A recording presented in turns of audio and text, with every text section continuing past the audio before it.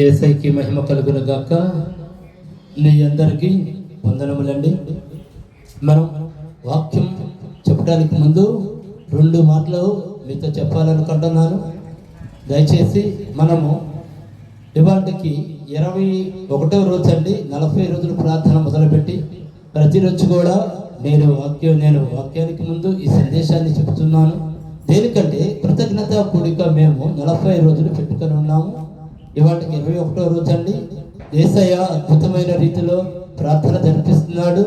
ఈరోజు కూడా జరిపిస్తాడు. 40 రోజులు యేసయ్య మాతో ఉండి మనందరినీ బలపరిచి ప్రార్థన జరిపిస్తాడు. అయితే చిన్న విషయం నేను మీతో చెప్పుకోవాల్సినది ఏమనగా, నాకు అసలు ఈ కృతజ్ఞత కూడిక ఎందుకు పెట్టుకోవాల్సి వచ్చిందంటే, యేసయ్య నాకు ఒక అద్భుతమైన దర్శనం ఇచ్చాడండి. ఒక పెద్ద మందిరం కట్టి ఆ మందిరపు తాళపు చెవులు నాకు అప్పచెప్పి, నానా ఈ మందిరముని నువ్వే నడపాలి అని నాతో దర్శనం ద్వారా నాకు చూపించి నాతో మాట్లాడాడు. అయితే యేసయ్య నాకు ఏ స్థలంలో చూపించాడో ఆ స్థలమునే నేను బేరం చేసి ఉన్నాను. బేరం అయితే చేశాను. మందిరం కట్టాలని యేసయ్య పట్ల బలమైన విశ్వాసంతో ఉన్నా. నా దేవుడే కట్టిస్తాడు, నాకు కట్టించి తాళం చెవులు అప్పచెప్పాడు. అయితే మీతో చిన్న 2 మాటలు చెప్పేది ఏమనగా, మీలో ఎవరికైనా ఈ సందేశం విని ఎవరైనా ఈ మందిరానికి మా వంతు సహాయం మేము చేయాలి అనుకుంటే మీరు ఖచ్చితంగా మీరు సహాయం చేయవచ్చు. అలాగే ఇంకా కొంతమంది అంటారు, నీకు కట్టించి అప్పచెప్పాడు కదా, నువ్వు మమ్మల్ని ఎందుకు అడుగుతున్నావు అని. అయితే దానికి నేనేం చెప్తున్నానంటే, నాకు చూపించిన దేవుడు మీతో మాట్లాడితే సహాయం చేయండి ఆ మందిరానికని మీతో మాట్లాడితేనే ఆ మాట్లాడిన వారు మాత్రమే సహాయం చేయమని నేను యేసు నామములో అడుగుతున్నాను. మీకు ఆ విధముగా దేవుని ఒక ప్రేరేపణ, దేవుడు సహాయం చేయమని మీతో కనుక మందిరానికి సహాయం చేయమని మాట్లాడితే మీరు తప్పనిసరిగా మీరు సహాయం చేయవచ్చు. యూట్యూబ్ లో కింద మా స్క్రోలింగ్ వస్తూ ఉంటుంది. అట్లాగే QR కోడ్ కూడా ఉంటుందండి. మీరు స్కాన్ చేసి కూడా డొనేట్ చేయొచ్చు. అలా డొనేషన్ చేసిన వారు ఎవరన్నా కనుక ఉంటే మందిరానికి, మీరు కింద మా ఫోన్ నెంబర్లో కూడా ఉంటాయి. మీరు మాకు ఫోన్ చేసి చెప్పినట్లయితే మీకోసం, మీ కుటుంబం కోసం, మీరు చేసే వ్యాపారం కోసమైనా, జాబ్ కోసమైనా, మీ అభివృద్ధి కోసం అన్నిటి కొరకు కూడా ప్రార్థన చేస్తూ జరుగుతుందండి. దయచేసి దేవుడు మీతో మాట్లాడి మీకు డొనేషన్ చేయాలి అనిపించిన వారు మాత్రమే చేయమని అడుగుతుంది. ఎందుకంటే నాకు చూపించిన దేవుడు సర్వశక్తిమంతుడు, దేవాది దేవుడు. అలాగే నాకు ఏ విధముగా మందిరం కట్టించాడో మీతో కూడా అలాగే ప్రేరేపణ కలిగి మాట్లాడిన వారు మాత్రం తప్పనిసరిగా చేయొచ్చు. లేదు మిగతా వారు ఈ సందేశాన్ని ఎవరన్నా విని గనక ఉంటే వారు మందిరం కొరకు బలమైన విశ్వాసంతో ప్రార్థనా సహాయముని నేను మీ అందరి నుండి కోరుకుంటున్నానండి. దయచేసి ప్రార్థనా సహాయం నాకు డబ్బుల కన్నా కూడా చాలా అవసరమని అందరినీ కూడా ప్రార్థించమని మందిరం కొరకు మిమ్మల్ని అడుగుతున్నాను. అదే విధముగా మనం ఇప్పుడు వాక్య భాగంలోకి వెళ్దాము. మన అంశం ఏమనగా, పాపం విడిచిపెడితే దేవుడు నిన్ను క్షమిస్తాడు. ఎలాంటి దేవుడు మన దేవుడు? పాపము విడిచిపెడితే దేవుడు నిన్ను క్షమిస్తాడు. ఈ రోజు మన అంశం అదండి. దయచేసి యెహెజ్కేలు 18వ అధ్యాయము 22వ వచనం చదవండి. 22 నుండి 32 వరకు చదవండి. 18 యెహెజ్కేలు 18వ అధ్యాయము 22వ వచనం. అతడు చేసిన అపరాధములలో ఒక్కటియు జ్ఞాపకములోనికి రాదు. అతని నీతిని బట్టి అతను బ్రతుకును. దుష్టులు మరణము నొందు చేత నాకేమాత్రమైనను సంతోషము కలుగునా. వారు తన ప్రవక్తనను దిద్దుకొని బ్రతుకుటయే నాకు సంతోషము. ఇదే ప్రభువు యెహోవా. ఇంకా చదవాలి. అయితే నీతిపరుడు తన నీతిని విడిచి పాపము చేసి దుష్టులు చేయు చేయక్రియలన్నిటిని ప్రకారము జరిగించిన ఎడల అతను బ్రతుకున అతను చేసిన నీతి కార్యములు ఏ మాత్రమును జ్ఞాపకములోనికి రావు. అతడు విశ్వాసఘాతకుడై చేసిన పాపమును బట్టి మరణము పొందును. అయితే యెహోవా మార్గము న్యాయము కాదని మీరు చెప్పుచున్నారు. ఇశ్రాయేలీయులారా, నా మాట ఆలకించుడి. నా మార్గము న్యాయమే, మీ మార్గమే కదా అన్యాయమైనది. నీతిపరుడు తన నీతిని విడిచి పాపము చేసిన ఎడల అతడు దానిని బట్టి మరణము నొందును. తాను పాపము చేయుటను బట్టియే కదా అతడు మరణము నొందును. మరియు దుష్టుడు తాను చేయుచు వచ్చిన దుష్టత్వం నుండి మరలి నీతి న్యాయములను జరిగించిన ఎడల తన ప్రాణము రక్షించుకును. అతడు ఆలోచించుకుని చేయుచు వచ్చిన అతిక్రమ క్రియలన్నిటినీ చేయక మానుని గనక అతను మరణము నొందక అవశ్యముగా బ్రతుకును. అయితే ఇశ్రాయేలీయులు యెహోవా మార్గము న్యాయము కాదని చెప్పుచున్నారు. ఇశ్రాయేలీయులారా, మార్గము న్యాయమే కాని మీ మార్గము న్యాయము కాదు. కాబట్టి ఇశ్రాయేలీయులారా, ఎవని ప్రవక్తను బట్టి వానికి శిక్ష విధించును. మనస్సు త్రిప్పుకుని మీ అక్రమములు మీకు శిక్షా కాలమును కాకుండానట్లు వాటినన్నిటిని విడిచిపెట్టుడి. మీరు జరిగించిన అక్రమ క్రియలన్నిటిని విడిచి నూతన హృదయమును నూతన బుద్ధి తెచ్చుకునుడి. ఇశ్రాయేలీయులారా, మీరెందుకు మరణము నొందుదురు? ఇదే ప్రభువు యెహోవా వాక్కు. మరణము నొందువాడు మరణము నొందుతును బట్టి నేను సంతోషించేవాడును కాదు. కావున మీరు మనసు త్రిప్పుకొని అప్పుడు మీరు బ్రతుకుదురు. ఇదే ప్రభువు యెహోవా. చూడండి ఏమి చెప్తున్నాడంటే, కొత్త నిబంధనలో యేసయ్య మీ పాపాలన్నీ క్షమిస్తా అన్నాడు.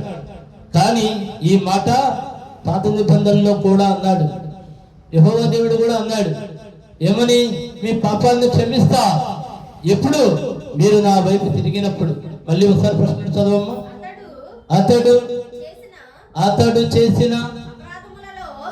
అతను చేసిన అపరాధములలో ఒక్కటి జ్ఞాపకములోనికి రాదు. ఆపమ్మ ఒక్క నిమిషం. ఏమంటున్నాడు? నువ్వు ఘోర పాపివైనా, ఎలాంటి తప్పును చేసినా, ఎలాంటి దుర్మార్గుడివైనా, ఎవరిని ఏ విధముగా నువ్వు నష్టపరిచినా, ఎవరి పట్ల నువ్వు ఎంత క్రూరముగా ప్రవర్తించినా ఏ ఒక్కటి కూడా జ్ఞాపకములోనికి రాదంటే ఆయన జ్ఞాపకం చేసుకోడు. ఎప్పుడు? నువ్వు యేసయ్య వైపు తిరిగినప్పుడు. అలా కాకుండా గనక నువ్వు ఉన్నట్లయితే మరణిస్తావని వాక్యం డైరెక్ట్ గా మనతో మాట్లాడుతుందండి. దేనికంటే ఆయన నీకు యేసయ్య క్షమిస్తున్నాడు. ఈ అవకాశం కనుక పోతే మళ్ళీ తిరిగి రాదండి. ఆయన క్షమిస్తా అన్నప్పుడు ఆయన నేను నిన్ను క్షమిస్తా, నేను నిన్ను బ్రతికిస్తా, నీ మనసును మార్చుకో అని దేవుడు మనతో మాట్లాడుతున్నాడండి. మనం దేనికంటే మానవులని అనేక పాపములు, అనేక తప్పులు, అనేక శాపాలు తెలిసి కానీ తెలియక కానీ చేసే ఉంటాము. అయినను దేవుడు ఏమంటున్నాడు? ఒకసారి చదవమ్మా. అతడు చేసిన అపరాధములలో ఒక్కటి జ్ఞాపకములోనికి రాదు. అతని నీతిని బట్టి ఏమంటున్నాడు? నీ నీతిని బట్టి నువ్వు బ్రతుకుదువు. నువ్వు చేసిన పాపాలు ఎలాంటి అయినా సరే, ప్రపంచం మొత్తం నువ్వు తప్పుడోడన్నా, ప్రపంచం మొత్తం కూడా నువ్వు అసలు మంచివాడు కాదని దూషించినా, నువ్వు చేసిన పనులు తలుసుకుంటాను కూడా అసహ్యమని జనాలందరూ అన్నా, ముఖాలందరూ నీ మీద ఉమ్ము ఊసినా, అక్కడ దేవుడు ఏమంటున్నాడు? నువ్వు చేసిన మంచిని బట్టి, అతని నీతిని బట్టి అతను బ్రతుకును. దేవుడే క్షమించాడండి. దేవుడు క్షమించాడు. దేనికంటే దేవుడు క్షమించిన మనుషులు క్షమించలేరు. దేనికంటే వీళ్ళు అనుకుంటా ఉంటారు, ఎవరికి వాళ్ళు ఏమనుకుంటారంటే నేను నీతిమంతుడిని. దేనికంటే ఒక ఏళ్ళ చూపెడుతుంటే, 2 ఏళ్ళు చూపెడుతుంటే మిగతా 3 ఏళ్ళు ఎవరి వైపు చూపెడితే? మన వైపే చూపెడితే. దేవుడు క్షమించాడు. వీడు చేసిన పాపాలన్నీ, ఘోర పాపాలన్నీ, ఎలాంటి పాపాలైనా కూడా దేవుడు క్షమించాడు. ఎందుకు? ఇతని మంచితనాన్ని బట్టి, ఇతని మంచి ప్రవక్తను బట్టి ఏమంటున్నాడమ్మా? అతను చేసిన అపరాధములలో ఒక్కటి జ్ఞాపకంలోనికి రాదు. అంటే దేవుడు నిన్ను క్షమించుకున్నాడు, దేవుడు నిన్ను ఆదరించాడు. కానీ మనమైతే ఏం చేస్తున్నాం? దేవుడు క్షమించాడు, దేవుడు ఆదరించాడు, దేవుడు దగ్గరికి తీసుకున్నాడు. కానీ మనుషులకి నోటు మాటే కదా ఏమైనా అనగలుగుతారు. ఇతను మంచివాడా అని మనుషులన్నా పర్వాలా, దేవుడు క్షమించాడు. ఇక్కడ యేసయ్యకి మహిమ కలుగును గాక. ఇంకా ముందుకెళ్ళమ్మా. దుష్టులు మరణము నొందుట చేత నాకు ఏమాత్రమైనా సంతోషము కలుగునా? ఒక్క నిమిషం. దుష్టులు చనిపోతారు. దుష్టులు కనుక చనిపోతే యేసయ్య బాధపడతాడు తప్ప సంతోషించాడు.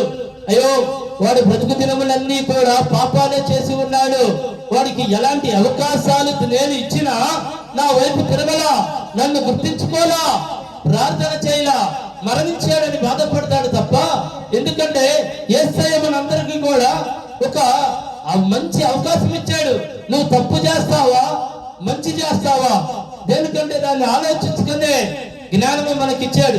ఆ దాన్ని ఎలా తీసుకుంటున్నారంటే పాపులుగానే మరణిస్తున్నారు. అప్పుడు యేసయ్య సంతోషపడతాడా? వాడి కోసం నేను ఎంతో ఎదురు చూశాను కదా, కానీ నా వైపు తిరగల. చాలా మందిని మనం అంటా ఉంటాం, వాడు పాపం అనేకమైన పాపాలు చేశాడండి, పాపంతోనే మరణించాడు. అలాంటి పాపంతో మరణించిన వారు ఎక్కడుంటారండి? పాతాళంలోనే ఉంటారు, పరలోకానికి చేరలేరు. ప్రతి నిత్యము, ప్రతి క్షణము దేవుడు నీ కొరకు, నా కొరకు ఎదురు చూస్తున్నాడు. అయితే అపవాది మాత్రం ఏం చెప్తా ఉంటుందో తెలుసా? నువ్వు పాపివి, నువ్వు దేవుడికి పనికిరావు, నిన్ను క్షమిస్తాడు అనుకుంటున్నావా అని అపవాది బోధిస్తూ ఉంటుంది. వాక్యం ఏం చెప్తుందంటే, నువ్వు ఎంత ఘోర పాపివైనా నేను సిద్ధముగా ఉన్నా, నువ్వు నీ హృదయాన్ని మార్చుకో చాలు, నన్ను ఆశ్రయించు చాలు, నీ పాపాలు ఎన్నడికి నేను తెలుసుకోను, నువ్వు తెలుసుకోవద్దని దేవుడు మాట్లాడుచున్నాడు అండి. ఇంకా ముందుకెళ్ళమ్మా. వారు తన ప్రవర్తనను దిద్దుకొని బ్రతుకుటయే. చూడండి ఏమంటున్నాడు? నువ్వు చచ్చిపోతే దేవుడికి ఇష్టం లేదు, బాధే. కానీ నువ్వు నీ ప్రవర్తనను మార్చుకుని, నీవు దిద్దుకుని బతుకుటే ఆయనకి సంతోషం. దేనికి? ఆయన బిడ్డ మరణించాలనుకుంటాడా? అనుకోడండి. ఆయన బిడ్డ ప్రవర్తన మార్చుకుని మంచిగా జీవించాలి. మన యేసయ్యకి ఏమంటే ఇష్టం? నీతి అంటే ఇష్టం, న్యాయం అంటే ఇష్టం, యథార్థత అంటే ఇష్టం, మేలు చేస్తూ ఇతరులకు సహాయం చేస్తూ ఇష్టం, ఇతరులకు మేలు చేస్తూ ఇష్టం, మనం ఇతరులని ప్రేమిస్తాం ఇష్టం. ఇవి చేయాలి మనం. ఇవన్నీ కనుక చేయగలిగితే మన దేవుడికి మనం ఎలా ఉంటాము? ఇష్టలుగా ఉంటామండి. పాపపు పనులు చేసేవాడు మరణిస్తే అయ్యో వాడి కోసం నేను ఎదురు చూశాను కానీ వాడు బుద్ధి మార్చుకోలేకపోయాడు, నా వైపు చూడలేకపోయాడు, నా ప్రేమని అంగీకరించుకోలేకపోయాడు అనుకుంటాడు. ఇంకా చదువమ్మా. అయితే దుష్టుడు తాను చేసిన పాపములన్నిటినీ విడిచి నా కట్టడలన్నిటినీ అనుసరించి నీతిని అనుసరించి న్యాయము జరిగించిన ఆగమ ఏమంటున్నాడు? అయితే దుష్టుడు తాను చేసిన పాపములన్నిటినీ విడిచి ఆయన కట్టడలు అంటే అయ్యా ఇక నేను మారు మనసు పొందాను, ఇక పాపములన్నీ నేను విడిచిపెట్టేస్తున్నాను తండ్రి అని నువ్వు ఎప్పుడైతే దైవ సన్నిధానంలో నువ్వు ఒప్పుకున్నావో ఇక వాటిలన్నిటిని విడిచేసేయాలంటే ఏమంటున్నాడు? వాటిలన్నిటిని విడిచి నా కట్టడాలు అన్ని అనుసరించి అంటే ఇక పాపానికి నీకు సంబంధం లేదు, వాటిని నువ్వు విడిచిపెట్టేసావు. లోకులు కాకులై నిన్ను పొడుస్తున్నా దేవుడు నీతో మాట్లాడాడు, నీ పాపాన్ని ఆయన క్షమించాడు. ఎవరు ఎన్ని అనుకున్నా నీకేమీ కాదు. దేనికి? దేవుడే నిన్ను ఆ పాపాల నుండి విడిపించాడు. ఇప్పుడు నువ్వు ఎవరి కట్టడంలో నడుస్తున్నా? దేవుని కట్టడంలో నువ్వు నడుస్తున్నప్పుడు చెప్పమ్మా, నీతిని అనుసరించి న్యాయము జరిగించిన అతను ఏమంటున్నాడు? అతని ఇక మరణములు ఉన్నాడు. అవశ్యముగా అతను బ్రతుకును. దేనికి? నువ్వు నీ పాపాలన్నీ విడిచిపెట్టి దేవుడు యొక్క కట్టడాలను నువ్వు అనుసరించిన ఎడల నీతిగా బ్రతుకుచుంటే నీకు మరణము కలగదు. కారణం ఏంటి? నువ్వు దేవుని కుమారుడు అయిపోయావు అంటే పాపం చేత నీకు మరణం కలగదు. దేనికంటే నువ్వు ఆ యేసయ్య కట్టడాలను నువ్వు అనుసరించుచున్నావు, యేసయ్య అంటే భయభక్తులుగా నువ్వు జీవించుచున్నావు కనుక యేసయ్య నిన్ను నిరంతరము కాపాడే దేవుడండి. అంటే చాలా మంది చెప్తా ఉంటారు పాత నిబంధన చాలా కఠినముగా ఉంటుంది, పాత నిబంధనలో ఎంత కఠినంగా ఉంటుందంటే అని. కానీ పాత నిబంధనలో కూడా దేవుడు మనల్ని ప్రతి ఒక్కరిని ప్రేమించాడు, మరణానికి అప్పచెప్పరా. ప్రతి బిడ్డను కూడా క్షమించాడు. ఎంత పాపినైనా నేను క్షమిస్తానని అన్నాడు. అన్నాడా లేదా అండి? వాక్యములో అన్నాడు. అందుకే ఆనాడు ప్రేమించుచున్న దేవుడు ఈనాడు ప్రేమించుచున్నాడు. ఆనాడు కరుణించిన దేవుడు ఈనాడు కరుణిస్తున్నాడు. ఆనాడు కాపాడిన దేవుడు ఈనాడు కాపాడుచున్నాడు. ఆయన గొప్ప దేవుడు అండి. అందుకే మనము ఆయన్ని స్తుతించాలి, ఆయన్ని మహిమపరచాలి, ఆయన్ని ఘనపరచాలి.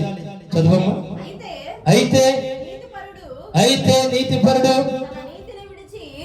నీతిపరుడు చూడండి, ఇది బాగా గమనించండి. అయితే నీతిపరుడు తన నీతిని విడిచి పాపము చేసి దుష్టులు చేయ క్రియలన్నిటినీ ప్రకారము జరిగించిన అతను బ్రతుకులో. ఒక్క నిమిషం చూడండి, ఎంతో గొప్ప గొప్ప వారు మేము నీతిగా ఉన్నాము, మేము న్యాయముగా ఉన్నాము అంటానే వారు పాదములు జారిపోతాయి పాపములోనికి. దేనికంటే అందరికీ నీతిని చెప్పేవారు. మేమంతా కూడా నేను తప్పు చేయను, నేను మంచివాడినని చెప్పుకున్న ప్రతి ఒక్కడు కూడా ఇక్కడ పాపము చేస్తాడు అని మాట్లాడుతున్నాడు దేవుడు. మనం చదవమ్మా. అయితే నీతిపరుడు తన నీతిని విడిచి పాపము చేసి దుష్టులు చేయి క్రియలన్నిటి ప్రకారము జరిగించిన ఎడల అతడు బ్రతుకునా. ఖచ్చితంగా మన కళ్ళ ముందు ఒక నిమిషమమ్మా, మన కళ్ళ ముందు ఎంతో మందిని చూసాము. దేనికి? ఎంతో మంది నీతిగా న్యాయముగా బ్రతుకుతూ ఎన్నో తప్పులు చేసిన వారు మన కళ్ళ ముందే మరణించారమ్మా. ఎంతో మందిని చూసే వాళ్ళ.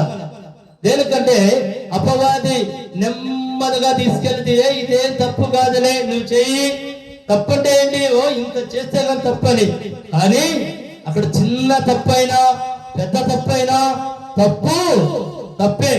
అపవాది ఆలోచనలకి మనము లోపడకూడదు.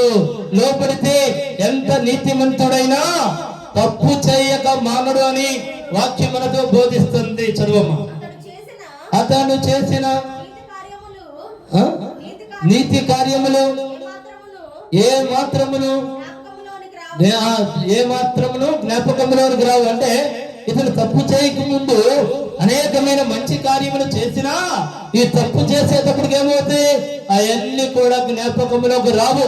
తప్పే ప్రజెంట్ గా నిలబడింది. అయ్యా నేను ఇన్ని మంచి పనులు చేశాను కదా, నేను చేసింది ఒక్క తప్పే కదా అంటే కుదరదు. వాక్యం చెప్తుంది అదే. దేనికంటే తప్పు చేసిన వాడినైతే రక్షిస్తా అన్నాడు, కానీ మంచి చేసి తప్పు చేసిన వాడిని శిక్షిస్తానే అన్నాడు. నేను అన్ని మంచి చేశాను కదా, ఈ ఒక్క తప్పే కదా తండ్రి అంటానికి కుదరదు. ఇక్కడ బైబిల్ మాట్లాడుతుంది మనతో. చెప్పు, చదువు. అతను చూడండి ఎలాంటి వాడయ్యాడు?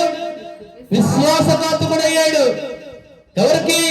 దేవుడికి విశ్వాసఘాతకుడయ్యాడు. చదవమ్మా. చేసిన పాపమును బట్టి మరణము నొందును. చూడండి, అంటే ఒక చిన్న మాట చెప్తున్నాను, మీరెవరు కూడా ఏమనుకోవద్దండి. అనేక మంది దైవ సేవకులు ఉన్నారు. దైవ సేవకులనగా దేవుడిని నిత్యము స్తుతించేవారు, ఆరాధించేవారు. వారందరూ కూడా ఏంది నీతిగా యేసయ్య పట్ల నడవాలని నేను కోరుకుంటున్నాను. యేసయ్యకి మహిమ కలుగును గాక. మనం ఏ తప్పులు కూడా చేయొద్దండి. యథార్థముగా దేవుని వాక్యమును బట్టి మనం ముందుకు నడుద్దాం. చదవం. అయితే యెహోవా మార్గము న్యాయము కాదని ఎవరు? మీరు చెప్పుతున్నారు. చూడండి, అపవాదిని ఏం చేస్తారు?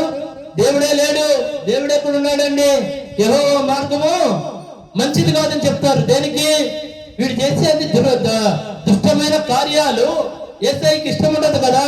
మనం చేసే ప్రతి ఒక్క చెడు కార్యాన్ని ఆయన ఖండించే దేవుడు. తప్పు చేస్తున్నప్పుడు ఖండించే వాళ్ళు ఎలా ఉంటారు? చెడుగా కనపడతారు.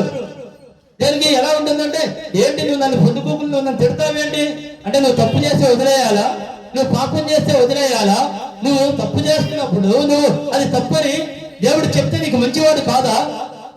చెప్పండి. ఇప్పుడు వాక్యం అదే చెప్తుంది. అరే నువ్వు తప్పు చేస్తున్నారా బాబు అంటే అసలు నువ్వు మంచోడే కాదు అని మాట్లాడుతున్నారు. దేనికంటే ఆ విధముగా అపవాది రెచ్చిపోతుందండి. చదవమ్మ. ఇశ్రాయేలీయులారా నా మాట ఆలకించుడి. నా మార్గము న్యాయమే, మీ మార్గమే కదా అన్యాయము. చూడండి, వీళ్ళు దేవుడి మార్గమే మంచిది కాదన్నాడు, కానీ వాక్యం ఏం బోధిస్తుందంటే నా మార్గం న్యాయమైన మార్గం, నీ మార్గమే అన్యాయము. చెప్పండి, చదువు. నీతిపరుడు తన నీతిని విడిచి పాపము చేసిన ఎడల అతడు దానిని బట్టి ఏమంటున్నాడండి? నీతిపరుడు నీతిని విడిచి పాపము చేసిన ఎడల మరణము నందునండి. చూడండి, నువ్వు నీతిపరుడుగా ఉన్నావు అంటే నువ్వు దేవుడి బిడ్డగా ఉన్నావు. దేవుడి బిడ్డగానే జీవించు. లోకం వైపు నువ్వు ఎందుకు చూస్తావు? లోకం వైపు కనుక నువ్వు చూస్తే నీ దగ్గరికి ఏది వస్తుంది?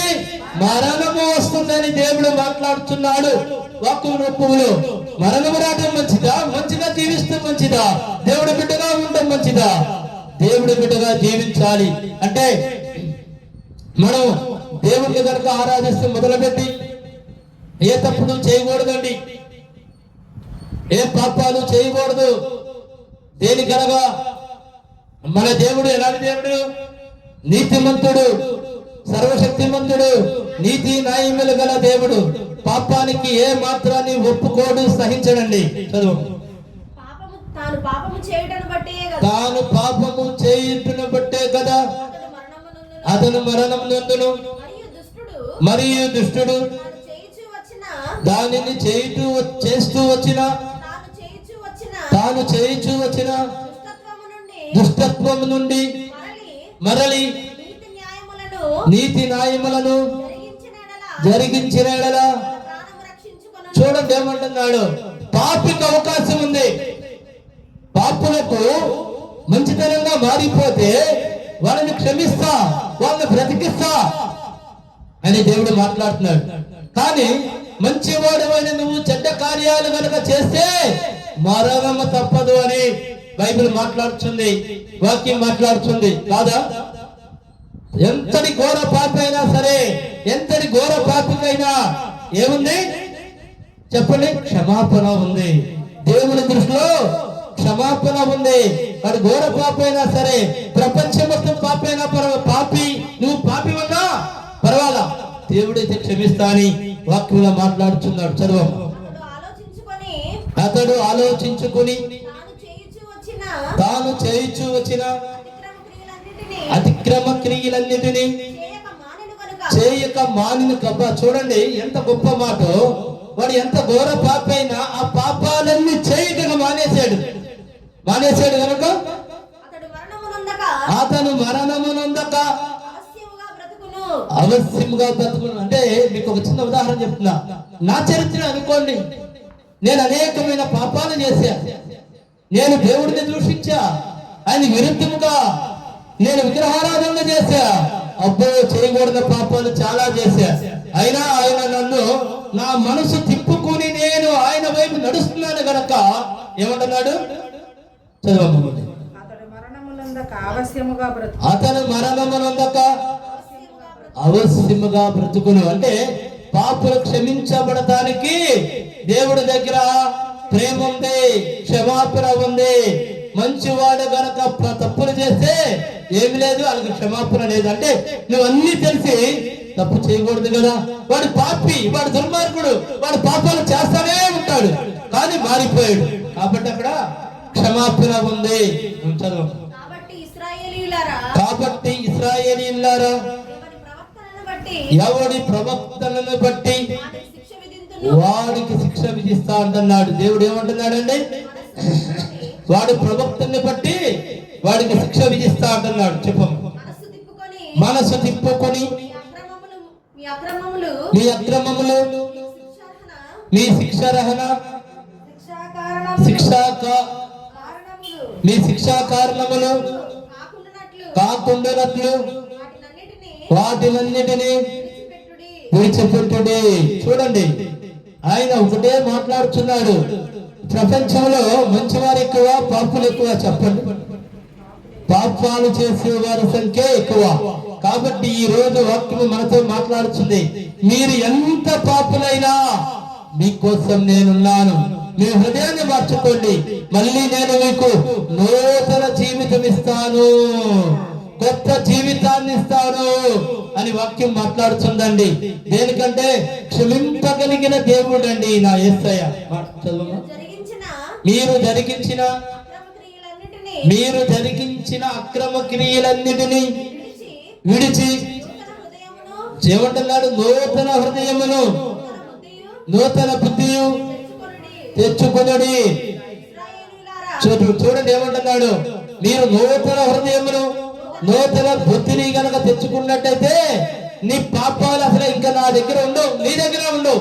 నిన్ను కడిగేస్తా, నా రక్తంతో కడిగేస్తా, నిన్ను క్షమింపజేస్తా, నిన్ను మళ్ళీ పసిబిడ్డ దేహము వలె నేను నిన్ను చేస్తాను, నీకు ఏ పాపము అంటదు అని దేవుడు మాట్లాడుతున్నాడు. చదువు. ఇదే ప్రభువుకు యెహోవా వాక్కు.